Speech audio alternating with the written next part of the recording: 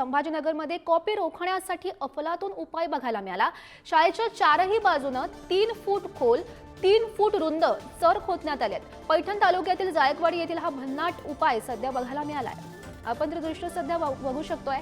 संभाजीनगरमध्ये copy रोखण्यासाठी हा अफलातून उपाय करण्यात आल्याचं बघायला मिळत आहे आणि दृश्यांच्या माध्यमातून आपण बघू शकतो शाळेच्या चारही बाजूने 3 फूट खोल आणि 3 फूट रुंद असे चर खोदण्यात आले आहेत। पैठण तालुक्यातील जायकवाडी येथील हा भन्नाट उपाय बघायला मिळतोय। तर खरंतर कॉपी रोखण्यासाठी अनेक उपाय खरंतर केले जातात। संभाजीनगरमध्ये सुद्धा हा अफलातून उपाय आपण बघू शकतो। चर खोदण्यात आलेले आहे। कॉपी रोखण्यासाठी हा अफलातून उपाय बघायला मिळतो। या संदर्भात अधिकची माहिती जाणून घेऊयात। आमचे प्रतिनिधी सचिन जिरे सध्या आपल्या सोबत आहेत। सचिन,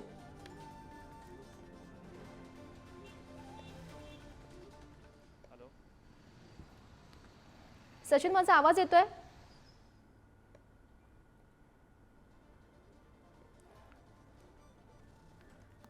बातमी आपण सध्या बघतोय संभाजीनगरमध्ये कॉपी रोखण्यासाठी हा अफलातून उपाय आपण बघू शकतोय।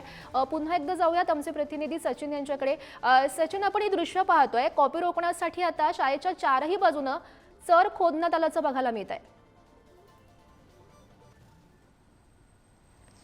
नक्कीच अफलातून हा प्रयोग म्हणावा लागेल, कारण की कॉफी मुक्त अभियान सध्या संभाजीनगरसह मराठवाड्यामध्ये सुरू आहे आणि आपण पाहतो की कालच जालन्यामध्ये पेपर फुटीसारखी देखील घटना घडलेली होती। असे प्रकार होऊ नये आणि कॉफी मुक्त परीक्षा व्हावी यासाठी या शाहू विद्यालयाने असा प्रकारचा हा अभिनव कार्यक्रम केलेला आहे। जो महाविद्यालय आहे, महाविद्यालयाच्या चारही बाजूने चर खोदण्यात आली आहे, जेणेकरून जे कॉपी पुरवणारी व्यक्ती आहेत, जे विद्यार्थ्यांचे जे नातेवाईक आहे, पालक आहेत, त्यांनी शाळेपर्यंत येऊ नये आणि ती कॉपी त्यांच्या विद्यार्थ्यांपर्यंत पोहोचू नये यासाठी हा सर्व खटाटोप या विद्यालयाने केलेला आहे। त्यामुळे कुठेतरी कॉपी रोखण्यामध्ये हा महाविद्यालय देखील यशस्वी झालेला आहे।